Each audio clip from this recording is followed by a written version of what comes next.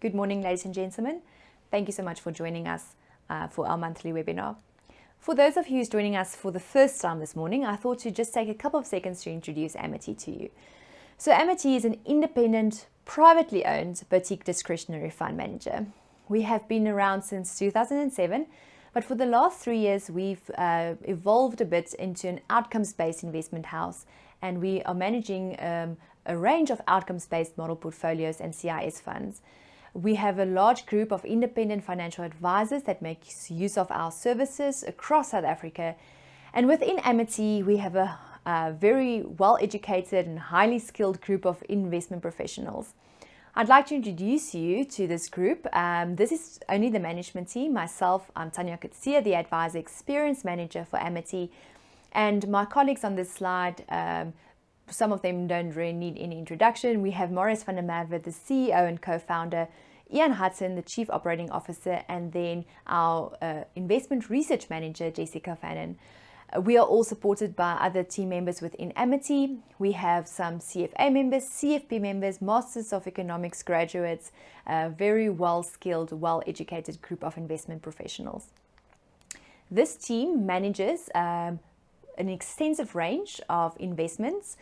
We have the capital growth model portfolios and CIS funds. This slide shows the split between the local and offshore offering. And you can also see there the split between model portfolios and CIS funds. Today we're going to focus predominantly on the steady growth, guarded growth and optimal growth strategies. The strategies can be accessed via model portfolios or CIS unit trust funds. We also have a range of local income model portfolios and CIS funds that you can make use of in the income space. And the diversified income fund and the equity income fund, which you see there, is those two funds we outsource to other investment partners. One of them joins us today, Matrix Fund Managers, and they manage the diversified income fund for Amity. All of our model portfolios, the CIS funds, most of them actually are available across any of these lists. We are platform agnostic. We recently also added the global balance and global growth model portfolios to the 91 offshore platform. Previously, it was only available on Glacier International and the Allan Gray offshore platform. Right, so other key focus areas for Amity is that we have investment planning tools and processes which we believe improves your client relationships and enhance the value of your advice. We have our offering, which I've just highlighted to you, which we believe reduce the uncertainty of your clients' investments and reduces investment risks. And then we offer additional business support services, which enables and enhances your wealth management value propositions. If you are interested to know more about value propositions, centralized investment propositions, or in any of our business support services, please make contact with us and we can discuss those in more detail. Back to the investment side, ladies and gentlemen. We manage 3 calls. We have the asset allocation call, the manager selection call, and ultimately portfolio construction. Now, maybe just to take a step back in terms of our investment process and our thinking, I thought to just highlight where it all started for Amity. We started with the asset class characteristic research. We did asset class characteristics across all of the asset classes. We built different permutations over different rolling business cycles, economic cycles, investment periods, to ultimately find the ideal group of asset classes per risk budget. So per steady growth, guarded growth, and optimal growth. We also defined the ideal group or mix between defensives and growth for each of these outcomes-based model portfolio strategies.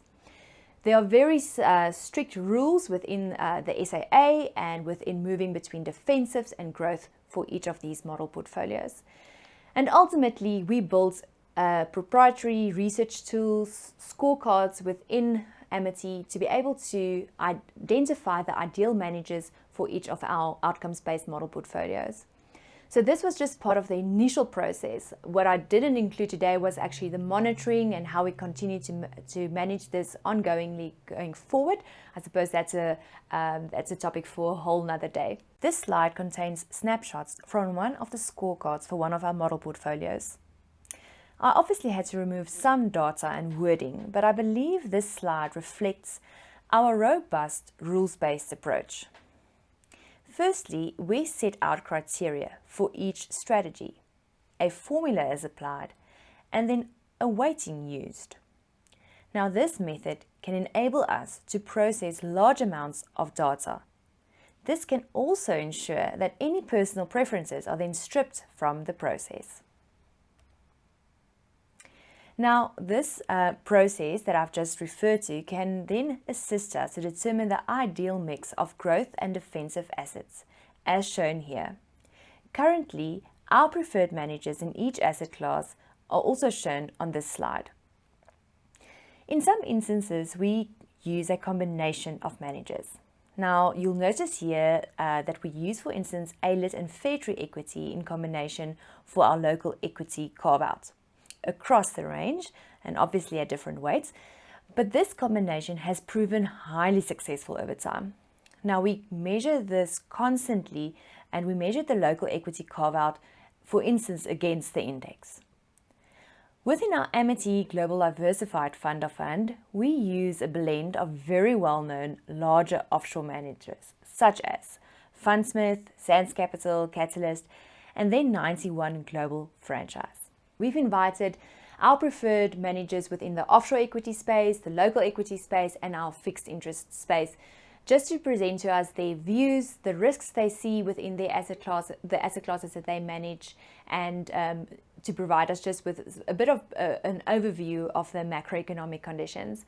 So I'm not going to go into too much detail and position the current macro conditions. I think we are all very familiar with what's happening in terms of global macro outlook, talks around recession, around whether the Fed's pivoting too early, whether the inflation is not as transitory as we thought, but a lot more persistent. But all of these will be discussed by the three fund managers we've invited. We're going to start with 91. We've invited Clyde Rousseau. As we make use of the Global Franchise Fund, we thought it would be ideal for Clyde to just share some of his insights and views in terms of global equity. 91 did some interesting research where they looked at 2000 to 2010 and again 2010 to 2020, and those 10-year periods when you had to invest in local equities, when did you have to invest in global equities, for instance. And also we asked Clyde to just maybe unpack a bit of that, unpack the time periods, whether you should be now investing in global equities going forward, chat to us about quality as a style, about his outlook for global equity for the next 12 months, and even perhaps taking that a bit further out. So let's listen to what Clyde has to say about this. Hi, I'm Clyde Rousseau, Portfolio Manager and Co-Head of Quality at 91. The topic of whether one should invest incrementally more in the local equity markets or the foreign equity markets has been a hot topic of debate amongst asset managers, both locally and internationally. If we look at our sort of views on this issue, we know that foreign equities over the last couple of years have had a fantastic track record of actually beating the local equities, and sort of briefly been interrupted in the last, I would say, 6 to 9 months by some strength that we've seen in the commodity cycle domestically. If we sort of think about where the drivers of returns are going to come from going forward for the next couple of years, I think it's important to recognize that whilst global equity valuations are only round about the average where they've been over 10, 15, 20 years, we're not looking for a re-rating of offshore equities, but we do think the key driver of investment returns is going to be the relative growth outperformance. And here we're looking for quite robust earnings growth from many of the companies that make up those parts of the global equity market. It's important to stress that global equities is certainly not a single asset class. There's a wide range of different outcomes that come from different sectors and different markets within that category. But we do, as a general rule, think that the growth is what's going to differentiate the performance of local versus offshore equities. And then I think the second important point just in that debate is if you sort of think about the drivers of relative returns of SA equities versus SA bonds or SA cash, SA bonds still have superior valuations to many local equities, particularly when you consider the earnings risk attached to South African stocks. So some would argue that the JSE on 10 times earnings is not expensive, which it isn't. But the issue there is that if you put in normalized commodity price assumptions, there's clearly downside risk to the earnings outlook. Whereas for many global equities that are maybe a little bit less of a victim down to the growth cycle internationally have got far more robust medium and longer term earnings dynamics. And I think that's well worth considering and thinking about as an investor.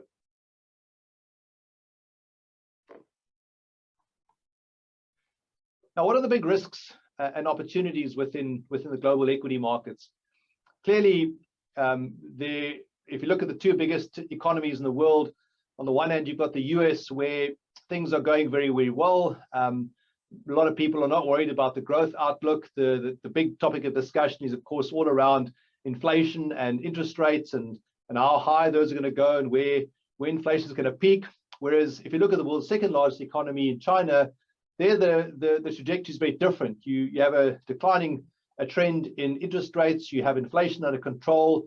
You have something of a housing bust occurring there, and the growth dynamics are very, very different in that geography. So the way we sort of put this together is that China probably is quite helpful to create some degree of disinflation for the Western markets. We know that Russia and the war scenario is at the margin inflationary, but we also equally know that the trajectory for federal funds rate is going to at the margin be growth negative as the central bank authorities fight inflation. So for me, I think the biggest risk that we need to consider going forward is the risk to growth. Inflation is well known, well understood, well documented, and most people are talking about it. Whereas I don't think the growth risk is probably as eloquently considered, and particularly in that light, as I said, the risk to earnings is material for stock prices. So we think that you can construct portfolios to minimize that earnings risk, and that's where our focus areas are. So that is both a risk and I would say an opportunity to find stocks that have that resilience in that market environment.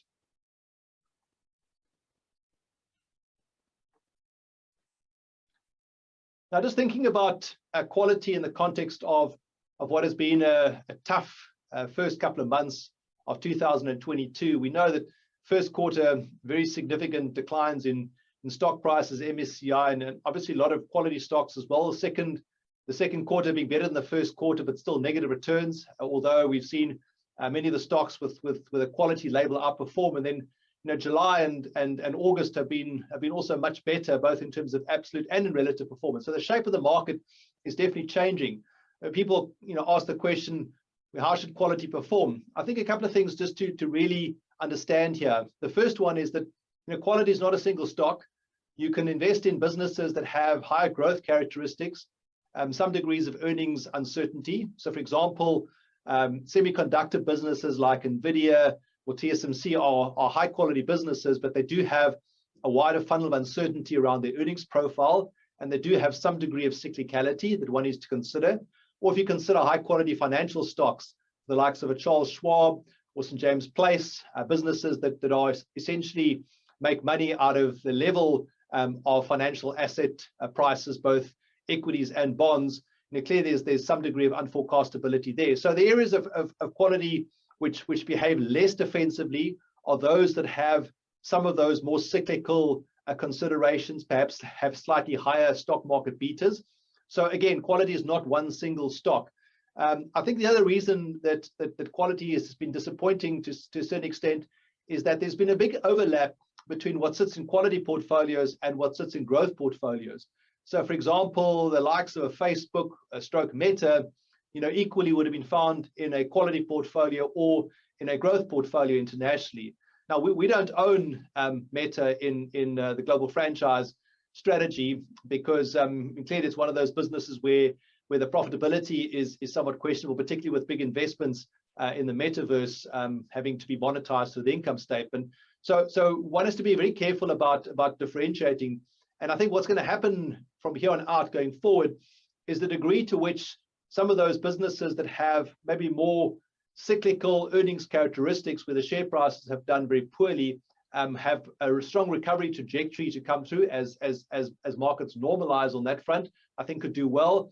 And then your structural growth businesses will do well, which really fits into the sort of all-weather category, where irrespective of whether there's a growth slowdown and earnings risk to the market environment, those companies will still do quite well. So I think getting that balance is right. And I think investors should definitely not think of quality as being one single factor or one single driver in terms of investment outcomes. I think, and I would expect to see bifurcation and very differential performance outcomes, even from different managers within the same quality space going forward.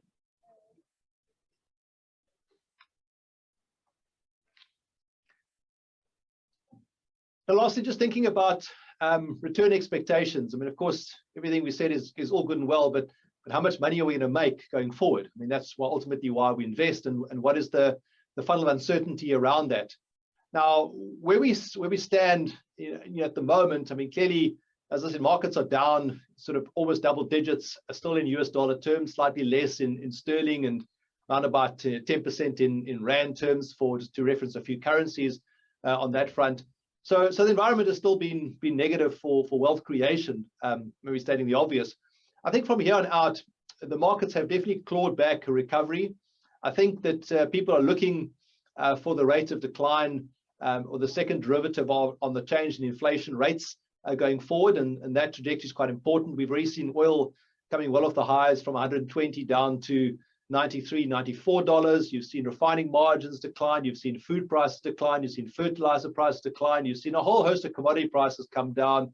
So I think that the disinflationary seeds are already being sown for the second half of this year, and that's obviously going to be quite constructive, so that we don't have to have a further derating, I think, in earnings multiples across the board. And then if you sort of then think about the 12-month outlook, the earnings growth is important. So for global markets, you probably, from current multiples, you probably could look, all else being equal, to see high single-digit US dollar returns. We do think that for stocks that have the earnings resilience and are covered by free cash flow, probably can do a bit better. On our bottom-up projections for the stocks within our portfolio, we see near double-digit expected returns in terms of our internal rates of return for those companies, without necessarily seeing a re-rating or them becoming more expensive in the market environment. That's all driven by the fundamental growth. So we're very constructive on the outlook for the companies, but again, it's an earnings growth driven performance rather than a rating. Whatever happens to ratings, if the environment tends to be a little bit less inflationary over the next 5 years vis-a-vis what we're seeing in the short term, we might see a positive impact from higher valuations and therefore make higher returns. But our central scenario is high single-digit returns. If the world turns out to be a little more tricky and the risks run a bit deeper, maybe low single-digit returns. But I don't think we're in an environment where there's the central case scenario should be that one should lose money from a carefully chosen portfolio of offshore equities. Thank you so much for that very insightful presentation, Clyde, as always. We're going to move on now from the global equity asset class to local equities. Within our local equity carve-out, we make use of ALIT's Equity Prescient Fund and also then the Fairtree Equity Fund. So we asked and invited Cor Boyson from Fairtree to again chat to us about we posed very similar questions to him that we did almost to Clyde, in a sense, chat about risk, the opportunity set within local equities, but also perhaps the sectoral shifts that there might be within local equities. Local equities still seem to be a firm favorite among most South African fund managers. So let's find out from Fairtree their views and a bit more about the risks and opportunities for local equity. Thank you so much, Cor.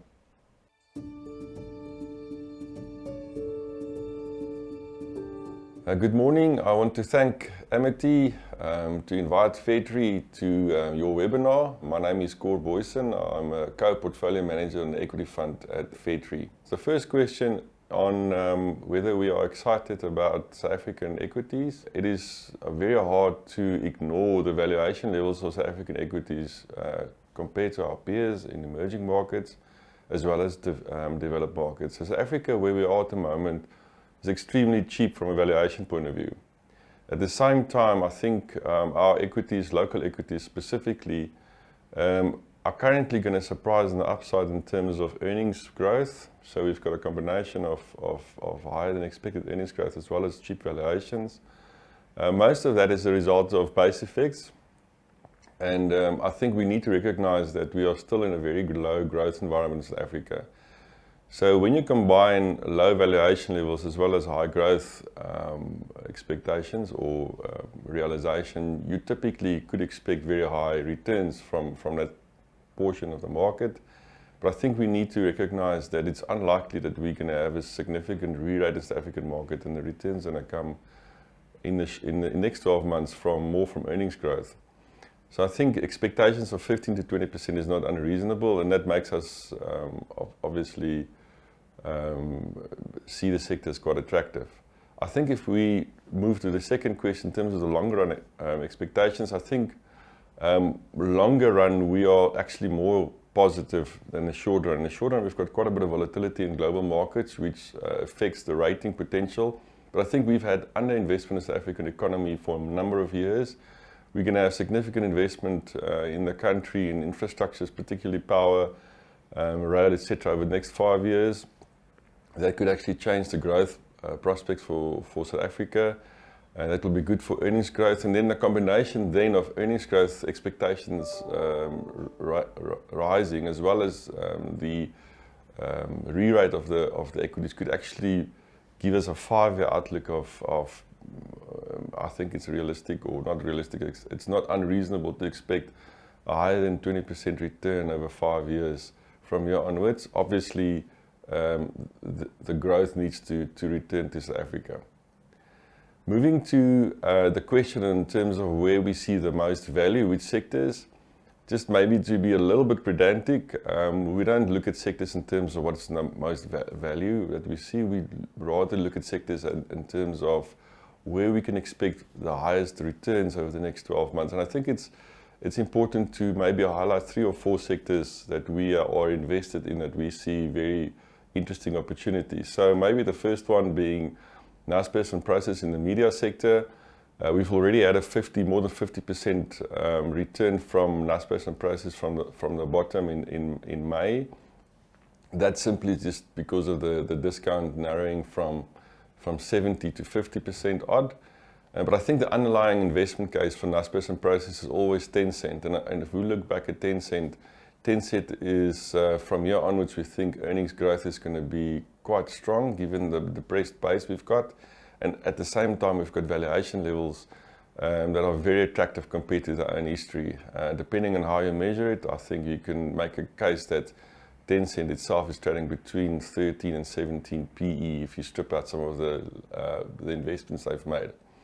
So that is easily a 30 to 50% return opportunity over the next 12 to 18 months.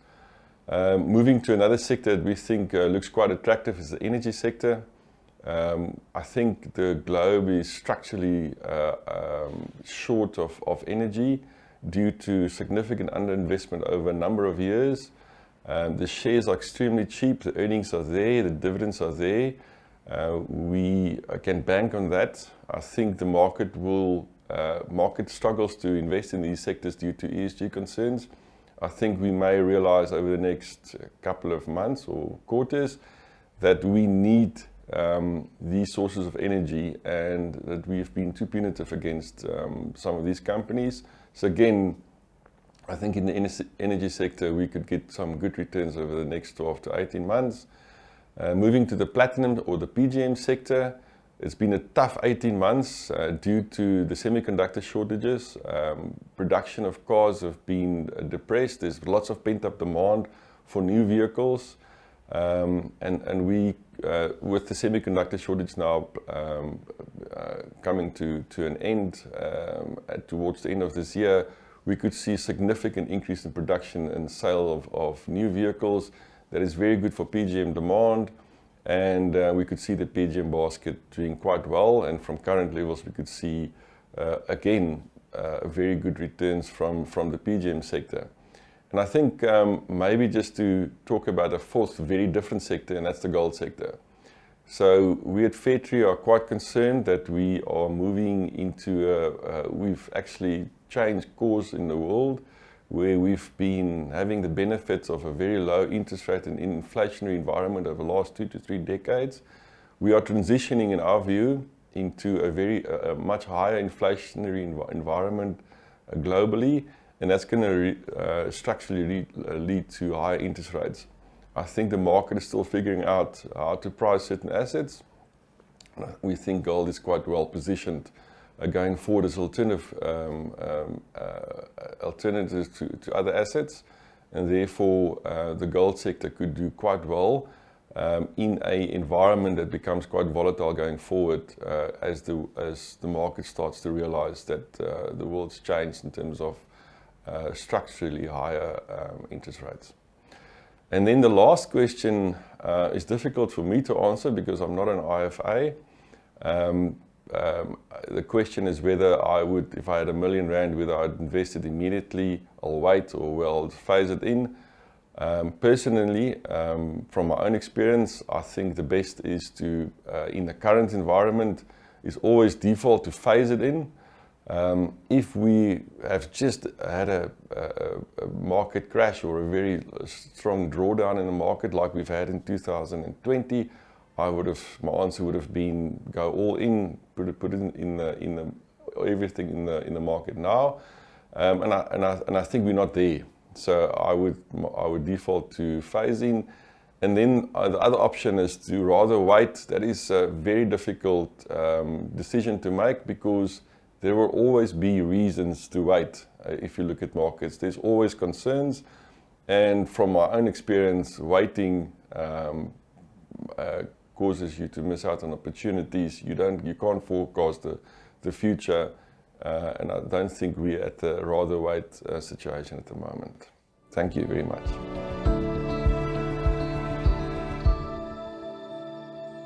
Right, so moving on from the growth assets to the defensive assets, we've invited Carmen Nell from Matrix Fund Managers. Carmen, thank you so much for joining us today. Again, if you've attended some of our recent sessions, you will know Carmen then very well. But Matrix Fund Managers is a brilliant fixed income house, and they manage our Amity BCI Diversified Income Fund of funds for us. So we asked Carmen again to just maybe position not just the fund, the current positioning of the fund, and talk about the outlook for this fund, but also chat around the macroeconomic conditions. Given Carmen's background in economics, I think she's the ideal person to chat a bit about what's happening to the Fed, what's happening to all the talk around the pivots around inflation. So Carmen, thank you so much for participating today, and over to you. Good day to everyone. Thanks to Amity Investment Solutions for the opportunity to share our views on the fixed income markets and how these impact on the Amity BCI Diversified Income Fund, which we at Matrix manage on behalf of Amity. The macro backdrop continues to evolve and in recent months has shifted quite rapidly. This is partly due to a significant reassessment on the inflation outlook.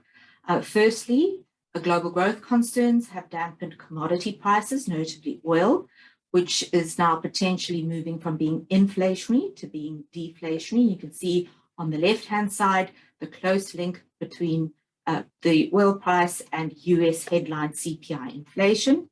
And then secondly, and importantly, on the right-hand side, there are nascent signs of an easing in supply chain strain. So here I show the global PMI input and output price indices, as well as the backlogs of work, both manufacturing and services, and you can see how they've rolled over. Granted, they are still above their pre-COVID levels, which would mean that with regard to the underlying inflation outlook, we are not necessarily in the clear. Even so, the combination of a notably more aggressive Fed in terms of hikes, and also then the weakening in the leading indicators, has given rise to recession concerns. The US yield curve, which I show here as the spread between the US nominal 10-year yield and the US nominal 2-year yield, is now inverted. Historically, it has been quite a good indicator of a pending recession, and therefore the market is taking note of this in terms of expecting a dovish pivot from the Fed. This expectation might be premature. If you look at the Fed funds futures curve, this is still discounting or predicting the Fed funds rate to peak at 3.75% in March of 2023, and only thereafter is it factoring modest easing. Yes, there may be scope amid the recession for the Fed to cut rates, although we think there might be underlying inflationary pressures or stickiness that could merely cause the Fed to pause rather than to cut rates, although this would still give emerging markets modest breathing room. So where would this then leave the Reserve Bank? And now what we do know is that South Africa's inflation rate has been remarkably stable or contained in the context of global price pressures. On the left-hand side, you can see, yes, we have breached 7%. We think we're probably close to peaking just below 8% with the July data. And in part, thanks to the unwind in the oil price, locally, there should be notable disinflation coming through. We are somewhat concerned about potential stickiness in food price inflation. And then also the Reserve Bank is very concerned about second round effects in a wage price spiral. What we do know is that the market is notably more aggressive in terms of pricing the peak in the repo rate compared to the Reserve Bank's own model. So the forward rate agreements are pricing in a peak at about 7.25 to 7.5% early next year, whereas the SARB's own model suggests a peak at 6.75% towards the back end of 2024. Now, this difference may reflect elevated uncertainty rather than a strong view in terms of what the market's thinking, and that's because there are two-sided risks. So obviously, if the Fed turns significantly hawkish again, then what you should find is the forward rate agreement curve should steepen. This would obviously benefit floating rate notes because JIBAR would move notably higher, and that would potentially be at the expense of performance from fixed rate bonds because of heightened risk aversion. On the flip side, should this dovish pivot hold, what you should see is continued flattening in the FRA curve, continued flattening in the money market curve, and it would be plausible or likely that fixed rate bonds would outperform floating rate notes in terms of a downside or less hawkish policy scenario. In terms of the sort of underlying inflation picture, the big concern, certainly as it relates to the SARB, is that with this run-up in inflation, you've seen a meaningful step upwards in terms of shorter-term inflation expectations. The Reserve Bank is particularly concerned about higher long-term inflation expectations. So that hard-fought battle is not yet won. And the Reserve Bank is concerned about a de-anchoring, that this could then exacerbate second-round effects. And as I've mentioned, very concerned about a wage price spiral. As it relates to the market, however, you can see there is a significant buffer if you look at break-even inflation rates, which are measured by nominal yields less inflation-linked bond yields. And there is a significant buffer if you compare it to consensus inflation forecasts. So even if inflation expectations or forecasts would move higher, it doesn't necessarily mean nominal bond yields should sell off meaningfully. In terms of the fundamentals or the pricing, what we have seen with more aggressive monetary policy is that the 12-month NCD yields, so money market yields, have moved notably higher. So you can see trading not quite at the highs of sort of 2015 to 16, but very attractive and importantly now in positive territory on a forward-looking basis using forecasted inflation. And the money market yield curve is at or near record steepness. In contrast, the bond market actually with this recent recovery is now trading in modestly overvalued territory, certainly not extremely overvalued, we would argue. But if you take sort of the volatility associated with duration, with the steepness in RC in the money market curve, there's definitely a renewed opportunity in the money market curve. What you can then see from our asset class return scenarios, which we review on a monthly basis, is that South African fixed income asset classes all have reasonable return prospects on a 12-month view. And even if you take a bull-bear range around our baseline expectation, they are reasonably curtailed distributions. You can see limited downside for a reasonable downside scenario. They're all expected at least to meet cash and then also certainly beat inflation on a 12-month view quite comfortably. In terms of the big question is, should we now be looking at developed market bond markets given the recent sell-off?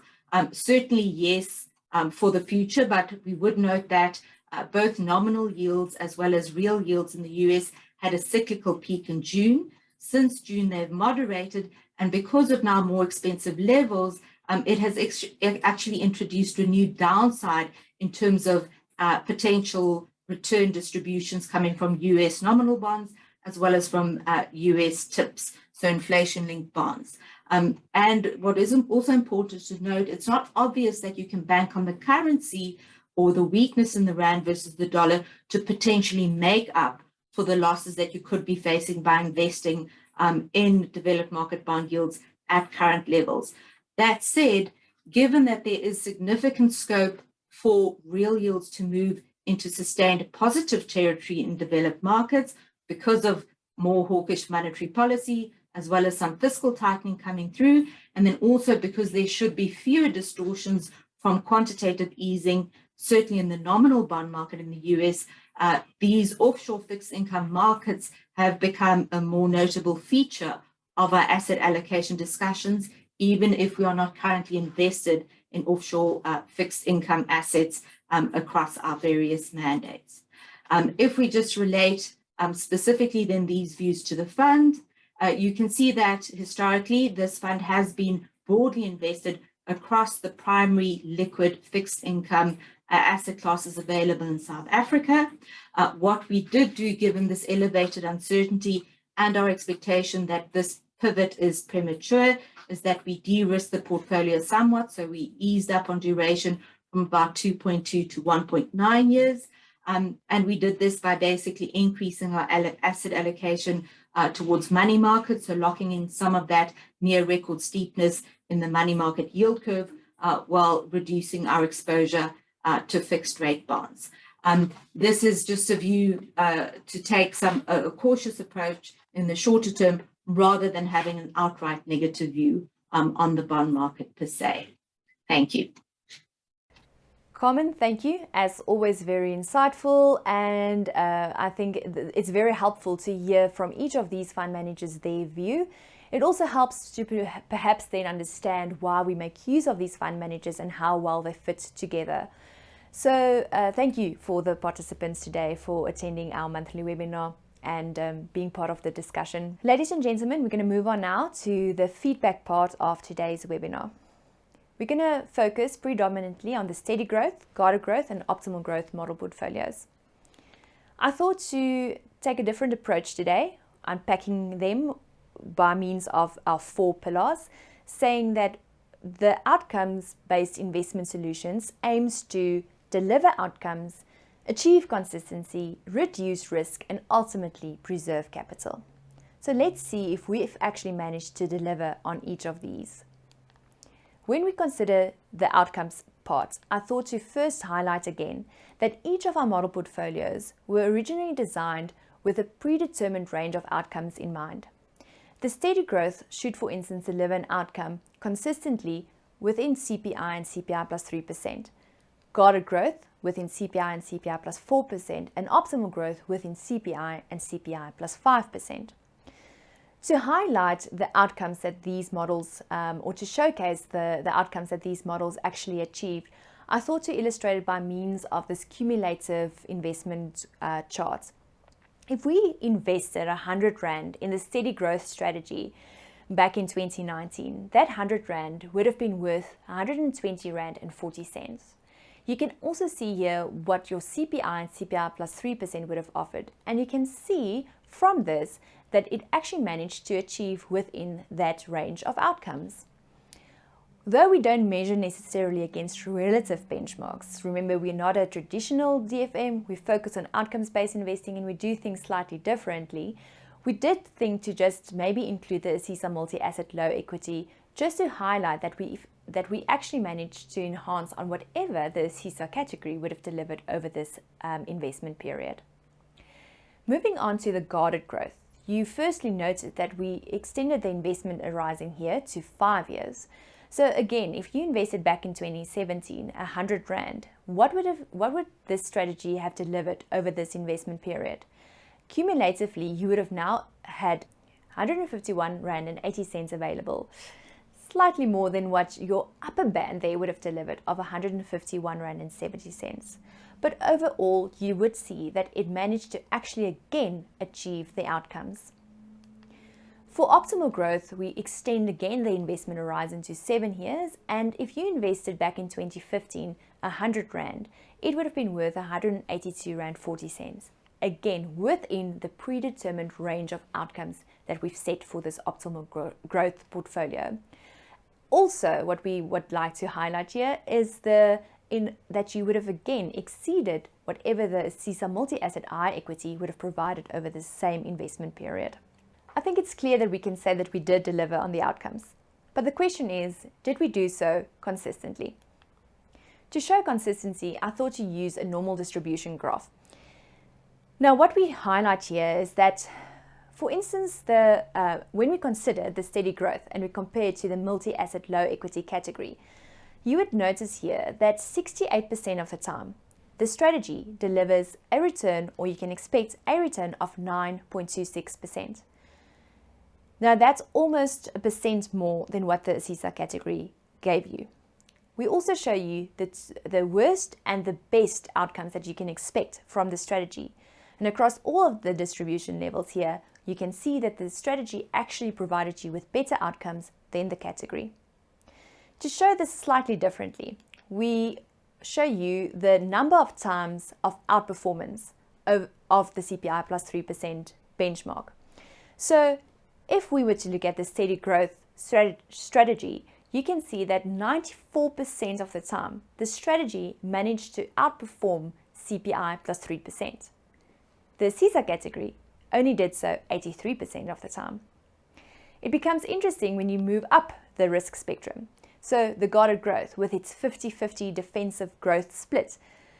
When you look at this distribution chart, you would see that 68% of the time, this strategy provides you with an expected return of 11.47 or 67%, again enhancing on what your ASISA medium equity category delivered. In some instances, you would notice that the category could give you maybe slightly more in terms of returns. But to highlight again the number of times of outperformance of the CPI plus 4% target, it's interesting to see that the guarded growth strategy managed to outperform the CPI plus 4% benchmark 64% of the time. The medium equity category could only do so 41%. And then lastly, the optimal growth. Here we compared with the high equity category. Again, we do see that in some instances, there's a slight enhancement on what the category provided. There at your best expected 2.5% distribution mark is one such an example. But 68% of the time, the strategy would actually provide you with a better outcome than the ASISA category. Now the question is, how did this strategy compare to the category? If we look at the ASISA multi-asset high equity category, it only managed to outperform CPI plus 5% 33% of the time. Our optimal growth strategy managed to do so 70% of the time. I think it is clear from these charts that we actually managed to achieve consistency. But now the question is whether we've increased or reduced risk in doing so. I think the first important point to mention is that we look at behavioral risk and reducing behavioral risk. Though standard deviation and semi-deviation and other statistical measures are used within our scorecards, we believe as an outcomes-based house, when you as a financial advisor invest according to your client's investment goals, the biggest risk for that client is not achieving the goals. The steady growth would, for instance, look at a 10% probability of an outcome less than inflation over 3 years. Guarded growth looks at 10% probability of an outcome less than inflation over 5 years. And optimal growth, 20% probability of an outcome less than inflation over 7 years. We also highlight here your best and worst case returns. But I thought to also show the risk or the downside slightly differently. If you were to look again at the predetermined range of outcomes for each of the strategies, and we looked at that blue or turquoise line, we asked ourselves, how many times did this strategy actually dip below the CPI line? We can see here, though it's very marginal, that it did occur so in March 2020 for steady growth. For guarded growth, it was a similar case, where March 2020 was slightly difficult, and that specific point in time, the guarded growth actually also breached on the downside. We would highlight just once again that these are rolling return graphs, so please just take note of the axis there. So this is not by any means, or that CPI line there is not a 0% line, but the CPI number over that period. And the turquoise line here illustrates a rolling investment period. In this instance, a rolling 5-year investment period. Moving on to the optimal growth, we could see here that we did reduce behavioral risk significantly, and we managed to really protect on that downside again by not dipping below that CPI line. In fact, over this specific period, the optimal growth has done extremely well, being able to breach the upper target band a lot more times than we initially tested for. I think it's clear that we can manage to reduce your risk by using the outcomes-based investment solutions. It is also for us very critical to preserve capital, or to at least attempt to preserve capital. Now, to end off the 4 pillars and our chat around whether we achieved on our targets, and also to provide you with one slide and one snapshot to just look at the performance numbers, I thought to include this specific chart. Here you will notice the CPI numbers over the relevant investment horizons for each of the strategies.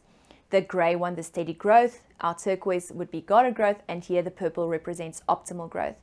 And over 7 years, the optimal growth managed to do exceptionally well, especially compared to CPI. So we did achieve to preserve capital with a minimum outcome.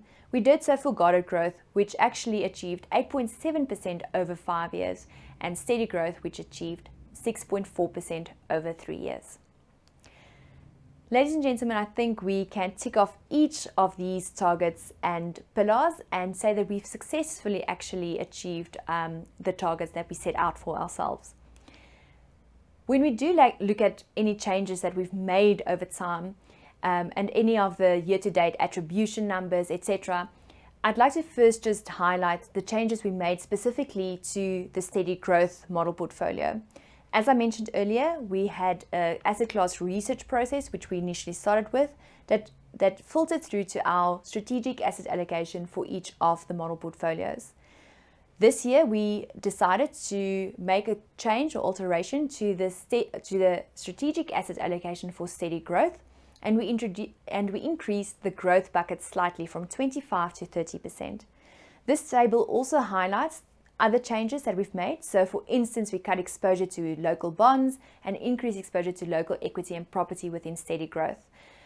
Year to date, we also saw some decrease in local equity and an increase in local property, for instance, in our optimal growth portfolio.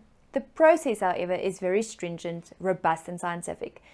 And what we do from a top-down side is to first look at the macroeconomic landscape, to ultimately consider valuations, and then have the discussion whether the managers and the asset classes are all working well to be able to achieve the targets.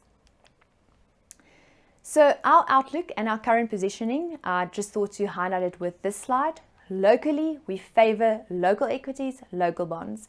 We have been slightly overweight local bonds for most of the year in some of our portfolios, and we believe that the asset class will definitely still play out in the favor of the investor. But on the global side, we are slightly negative. We are very cognizant and of what's happening in the global markets, in the global economic landscape.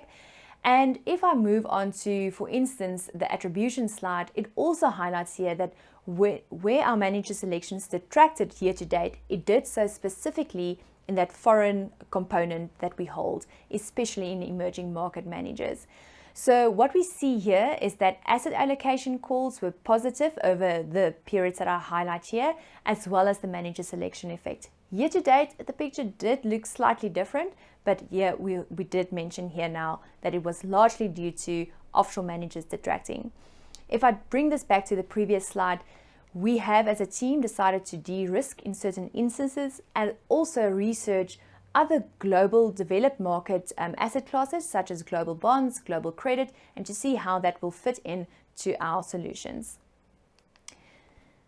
I honestly hope that I provided you with very sufficient information in terms of what it is we do at Amity Investment Solutions and how we actually achieve the targets that we set out for ourselves.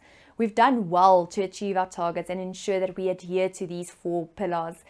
I mean, we make use of excellent managers, some of them you've met today on this call, and we've had success in both our asset allocation and manager selection calls over the longer periods. Our focus is a lot different than a traditional DFM or multi-manager, and we add a very unique and ideal flavor to your offering and your practice.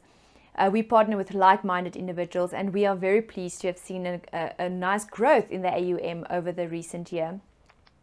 So what we also would like to highlight is that it's crucial to know that Amity doesn't believe necessarily in relative benchmarks, and as I've highlighted today, we have predetermined range of outcomes and we measure our successes slightly differently. It's not just for us about standard deviations and semi-deviations, but ultimately the behavioral risk and the risk of your client not achieving their investment goal. It's also not just about having the best returns, but to really achieve good returns consistently. Ladies and gentlemen, we believe that we can reduce uncertainty with outcomes-based investment solutions. Thank you so much for joining us today for our monthly webinar. We would love to continue the conversation, so follow us on LinkedIn, give me a call, send me an email if you'd like to discuss any of our business support services or discuss any of the outcomes-based model portfolios. Remember, we circulate these recordings post the session, and we also add this to our YouTube channel and to our website. Thank you again for taking the time to attend today's session.